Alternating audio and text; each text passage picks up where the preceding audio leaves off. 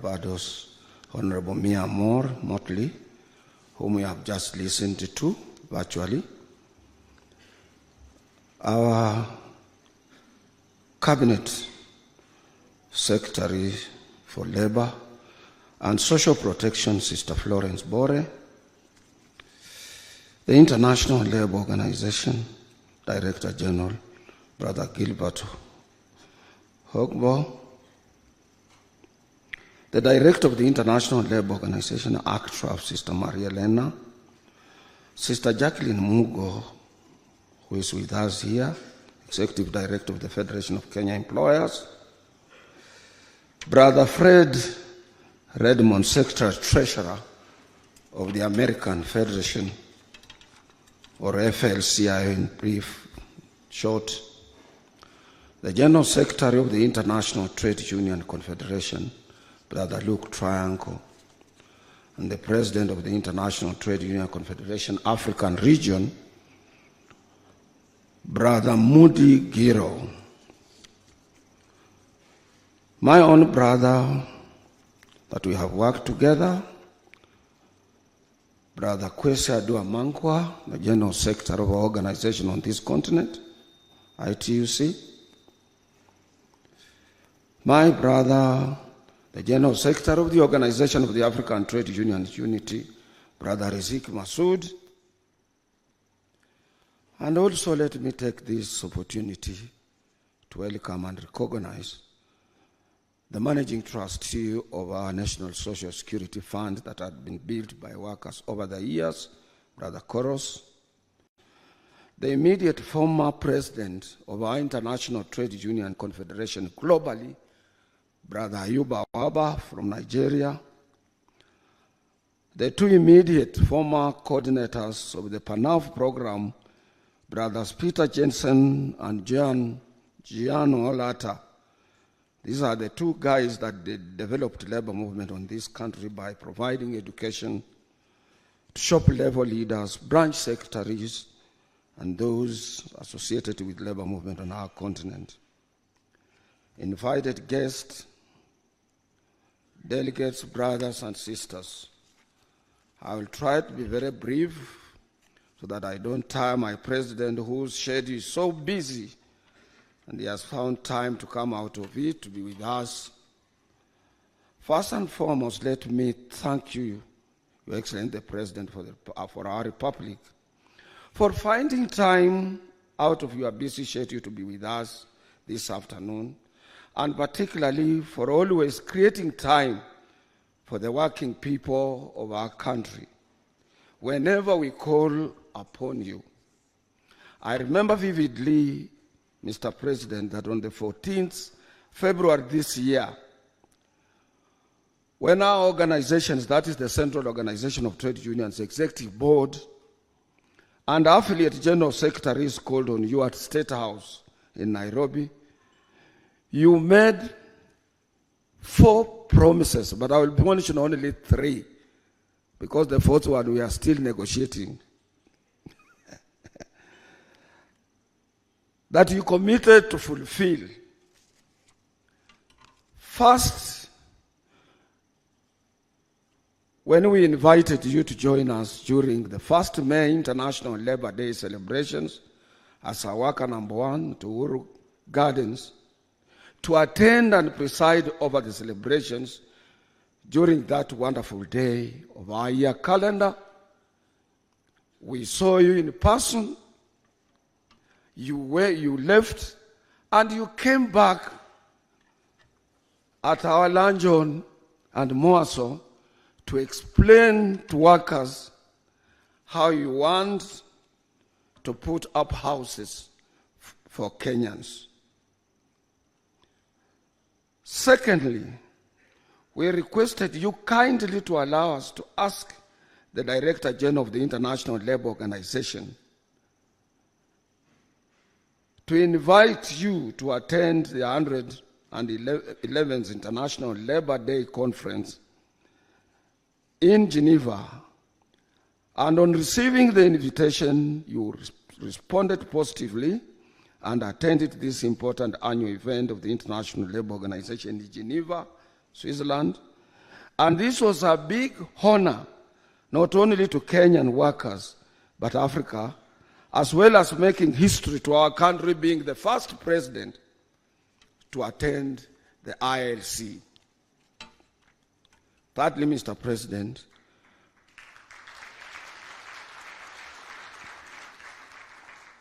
was our request for you to come and grace today's International Trade Union Confederation African Region Congress, 5th Congress. You also agreed and kept your word, and here you are, Your Excellency. What else do I say? We thank you for keeping your word, Your Excellency. We are aware, we have been in public life, Your Excellency.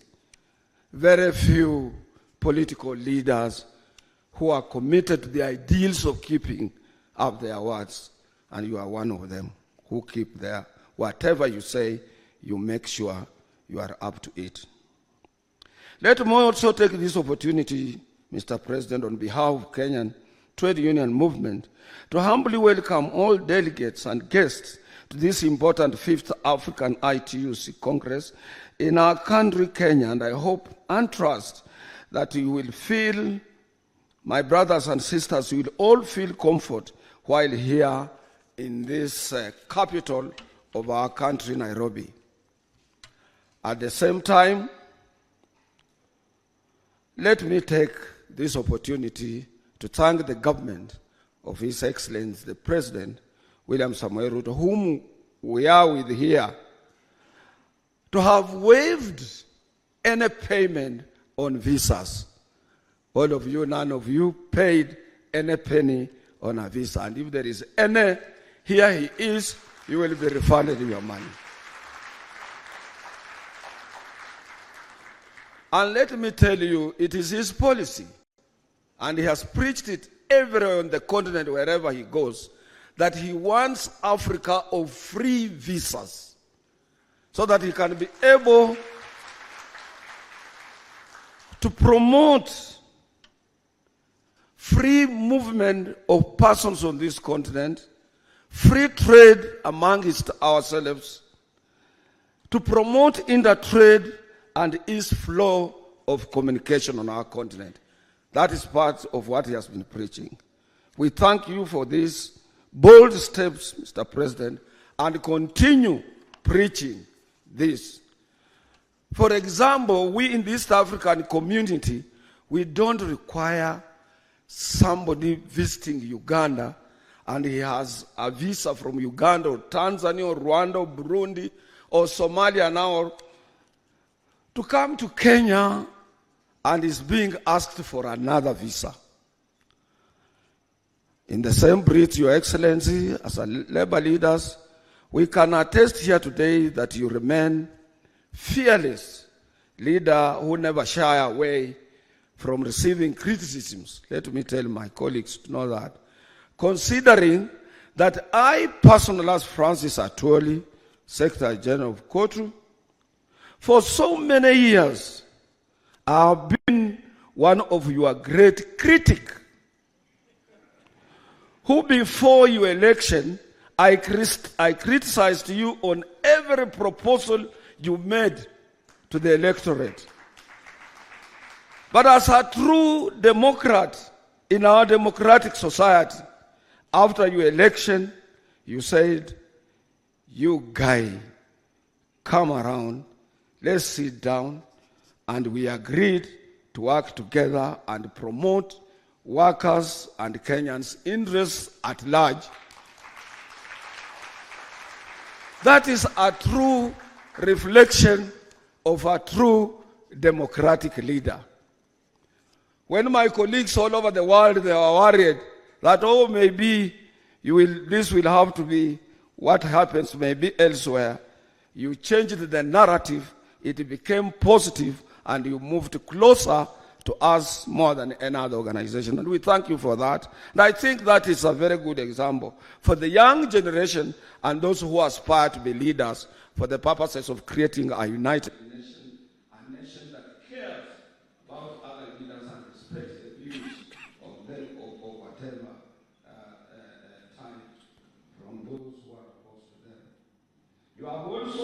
continued, not only that, you didn't stop there. You have also continued to engage workers, always. You have given us audience, to which we remain grateful as we equally continue championing for the aspirations of working men and women in our country. Most of people say, why is no court talking about the cost of living? Why court is not talking about issues related to taxation and so on? Why court is quiet when people are doing this? But I can assure you, and here the president is, I have time and again engaged the president. He has given us his side of his story, and we have given him our side of story. And we have given ourselves time bound that we expect things to change. I remember when I took over our organization, there were a lot of problems. That is the Central Organization of Trade Unions. It could not afford a ticket, even of one guest or a delegate or whatever. But I can assure you, President, that our organization is one of the powerful organizations on the continent of Africa. And as you see us here, for my brothers and my sisters, we have hosted them as Central Organization of Trade Unions. And this is it shows maturity and more committed leadership to an organization that is able to host brothers and sisters in magnitude numbers as those that you can witness here.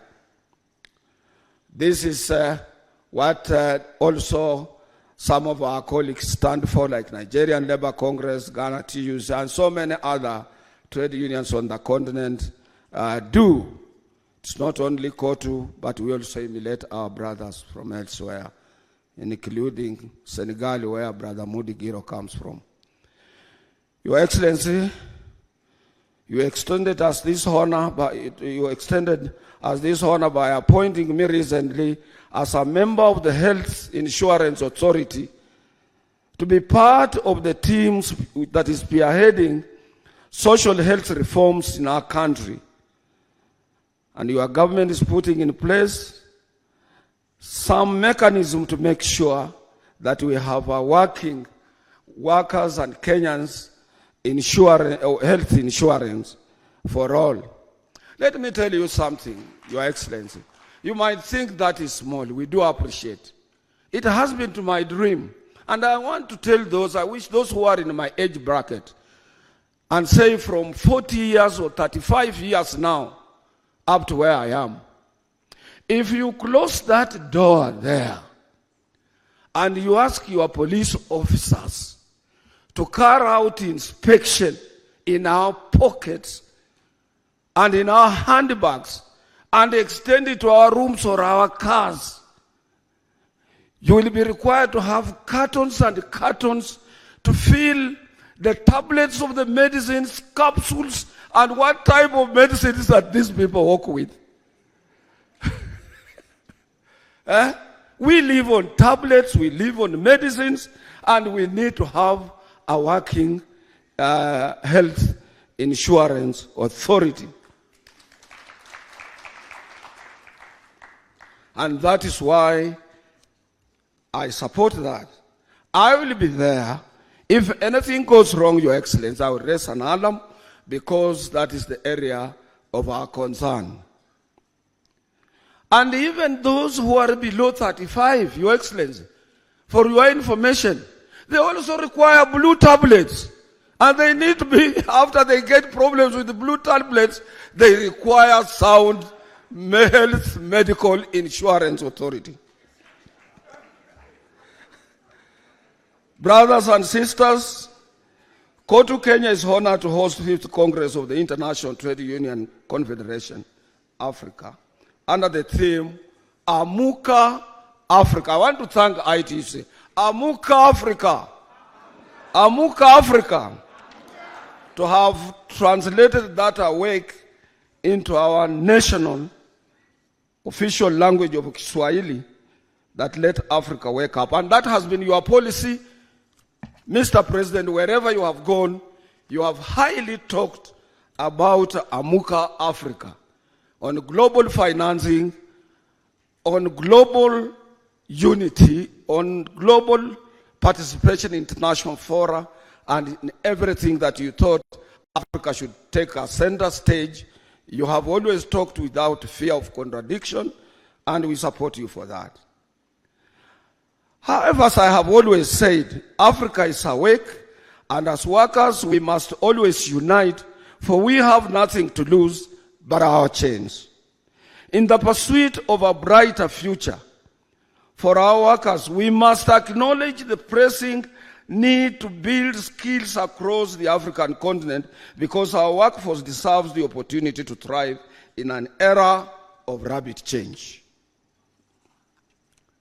You can do so if you are working closely with governments. I want to thank governments, not only our government here. When we were in our meeting in Geneva, that is the governing body where I represent workers in this region. Sorry, Sister Jacqueline, it's a little bit painful. But government supported us to make sure that we win a vote to refer the right to strike to the International Court of Justice. Where there is an arbitration, where people are not understanding, let other people arbitrate us. And if you are not working with governments together, moving with governments together, they would have left us alone. And that is why there are things under social tripartism that both employers, workers, and governments must move towards one line. And the three are anchored at the International Labour Organization like this. That is why, after our elections and our party lost to his party, to the party of the president, I told my colleagues, I go back to where I belong. Because where I belong is in social tripartism, social dialogue, and an area of collective bargaining. I want to thank our employers. They have talked a lot about cost of living. But I want also, it's unfortunate that when I asked my handlers whether Jacqueline would be coming, there was no that confirmation and so on. Jacqueline would have been able to tell us, because he has been talking about cost of living and so on, which is very good.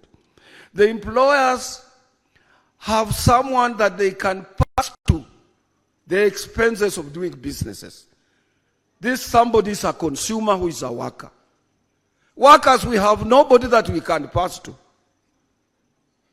And that is why we need to come together with the employers as they talk about the cost of living at their own initiative. First of all, say, this is the percentage we are declaring to our suffering workers in this era of high cost of living. We will appreciate, we will thank them, and we will love them. Now, as the world is gearing up towards the COP28 that will be taking place in Dubai, I call upon all of us not to forget the clarion call for just transition that ensures that as we move towards a sustainable future, the rights and well-being of workers are safeguarded.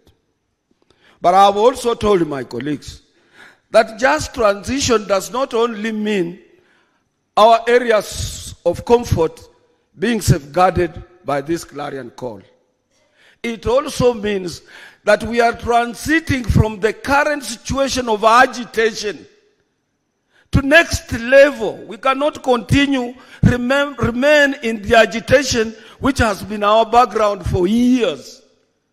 We must move to a next level from agitation to articulation so that we can attract both our employers and government to sit down and see what is good for workers and what do we need to have. Furthermore, we must remain true to our commitment of ending gender abuses in our workplaces through forced environments where all workers, regardless of gender, can contribute their talents without fear of discrimination or harassment.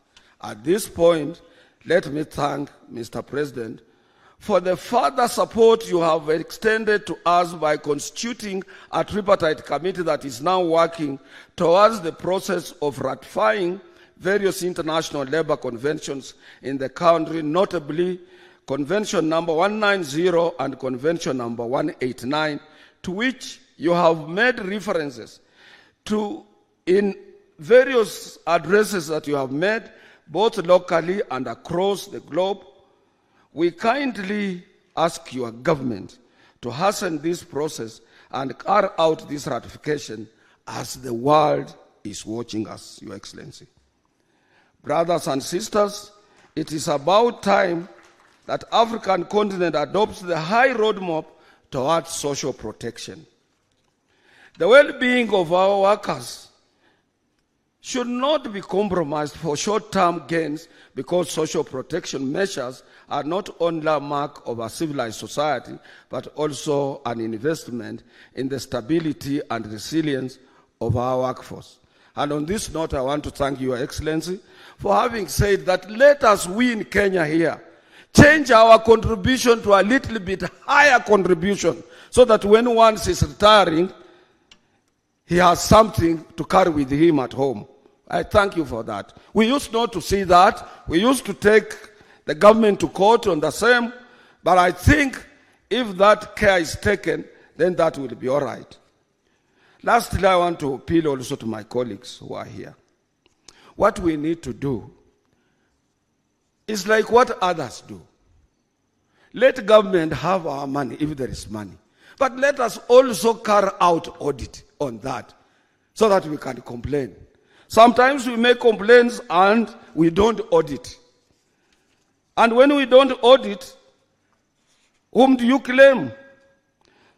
Brothers and sisters, let me, as I wind up, remind us that in this age of rapid digitization, unions must evolve and fight to remain relevant by inventing new approaches towards membership drive that is so sophisticated and organized for our member sustainability.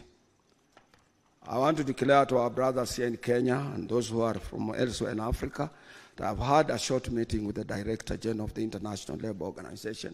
One of the flags I raised was towards this issue of digitization and digital economy and so on. We need, as leaders, to go to the drawing board and understand it well, and we require a lot of support from the International Labour Organization. I'm happy that the Director General has itemized it as an item of agenda to be seriously discussed at the International Labour Conference.